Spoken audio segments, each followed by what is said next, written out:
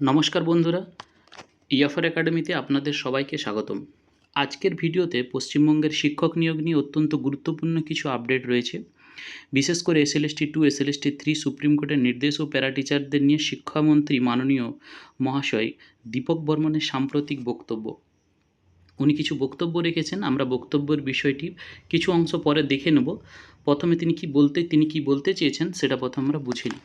তাই ভিডিওটি অবশ্যই শেষ পর্যন্ত দেখবেন আর চ্যানেলটিকে সাবস্ক্রাইব করে বেল আইকনটি অন করে রাখবেন। প্রথমে আসি, শিক্ষামন্ত্রী মাননীয় দীপক বর্মন জানিয়েছেন, চলমান এসএলএসটি 2 নিয়োগ প্রক্রিয়া দ্রুত সম্পন্ন করার লক্ষ্যে সরকার কাজ করছে। দীর্ঘদিন ধরে অপেক্ষায় থাকা চাকরি প্রার্থীদের জন্য এটি একটি কিন্তু ইতিবাচক বার্তা। তিনি আরও জানিয়েছেন, বর্তমানে যে নিয়োগ প্রক্রিয়াগুলি চলছে সেগুলি আগের নিয়ম অনুসারেই সম্পন্ন করার চেষ্টা করা হচ্ছে। এছাড়াও শিক্ষক নিয়োগের ইন্টারভিউ এবং বাকি প্রশাসনিক কাজ দ্রুত শেষ করার দিকে বিশেষ গুরুত্ব দেওয়া হয়েছে। সুপ্রিম কোর্টের নির্দেশের বিষয়। সুপ্রিম কোর্টের নির্দেশ অনুযায়ী 2016 সালের নিয়োগ সংক্রান্ত মামলার বর্তমানে কর্মরত সংশ্লিষ্ট শিক্ষকদের দায়িত্ব পালনের সময়সীমা 31শে আগস্ট 2026 পর্যন্ত নির্ধারিত হয়েছে। এই বিষয়টি সম্পর্কে পশ্চিমবঙ্গের স্কুল শিক্ষা দপ্তর সম্পূর্ণভাবে সচেতন বলে জানিয়েছেন শিক্ষামন্ত্রী। তিনি বলেন, আদালত রায়কে সম্পূর্ণ সম্মান জানিয়ে যত দ্রুত সম্ভব নিয়োগ প্রক্রিয়া সম্পন্ন করার জন্য সরকার সর্বোচ্চভাবে প্রচেষ্টা চালিয়ে যাচ্ছে।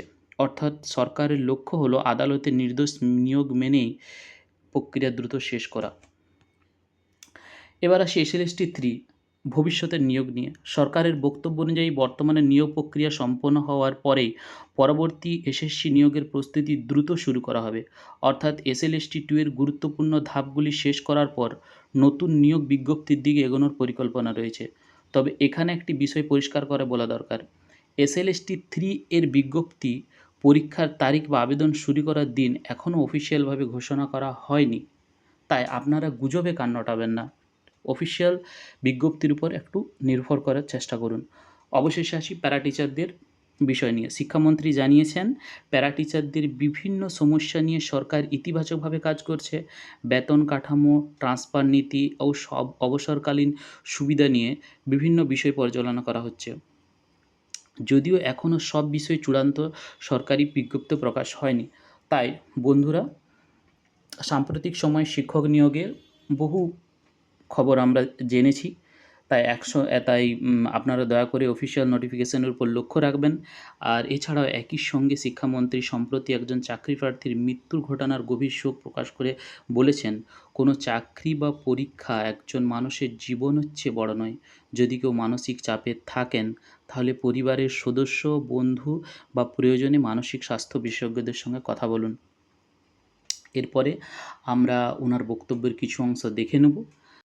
অনেকেই খুবই চিন্তিত, 31শে আগস্টের মধ্যে শিক্ষক শিক্ষিকা তাদের একটা বড় অংশের যারা সেই সুপ্রিম কোর্টের নির্দেশ অনুযায়ী 26,000 শিক্ষকের মধ্যে পড়েছে, তাদের মেয়াদ সম্পূর্ণ হয়ে যাবে। এই ব্যাপারে পশ্চিমবঙ্গ স্কুল শিক্ষা দপ্তর সম্পূর্ণ সচেতন। সেই নিয়োগ প্রক্রিয়া আর কয়েকদিনের মধ্যেই জোর কদমে শুরু হবে। ইতিমধ্যে প্রসেসিং আমাদের শুরু হয়ে গেছে এবং নিয়োগ প্রক্রিয়া আর কয়েকদিনের মধ্যে সম্পূর্ণ হয়ে যাবে। পরবর্তী এসএসসি এই নিয়োগ প্রক্রিয়া সম্পূর্ণ হওয়ার পরে পরবর্তী এসএসসি কত দ্রুত শুরু করা যায় সে ব্যাপারেও আমাদের মন্ত্রক চিন্তা ভাবনা করছে। তো সেই কারণে মাস্টারমশাইদের কাছে আমার বিনম্র অনুরোধ, অকারণ কাবাস সৃষ্টি যেন আমরা না করি। বিষয়গুলো থাকে, অনেক সময় ধোঁয়াশা থাকে, সেগুলো পরিষ্কার করা প্রয়োজন, আমি অস্বীকার করি না। কিন্তু শুধুমাত্র কিছু খবরের উপরে ভিত্তি করে আপনারা নিজেদের আতঙ্কিত করবেন না। বন্ধুরা, আশা করি আমি আপনাদের কিছুটা সাহায্য করতে পেরেছি। আমরা এই চ্যানেলে শুধুমাত্র তথ্যভিত্তিক বিশ্লেষণ ও অফিসিয়াল আপডেট আপনাদের সামনে তুলে ধরি। ভিডিওটি যদি আপনাদের ভালো লাগে তাহলে লাইক করুন, কমেন্ট করে আপনাদের মতামত জানান, বন্ধুদের সঙ্গে শেয়ার করুন এবং ইয়াফার একাডেমি চ্যানেলটি সাবস্ক্রাইব করে বেল আইকনটি অন করে রাখুন। ধন্যবাদ, ভালো থাকুন, সুস্থ থাকুন। আবার দেখা হবে পরবর্তী গুরুত্বপূর্ণ আপডেটে।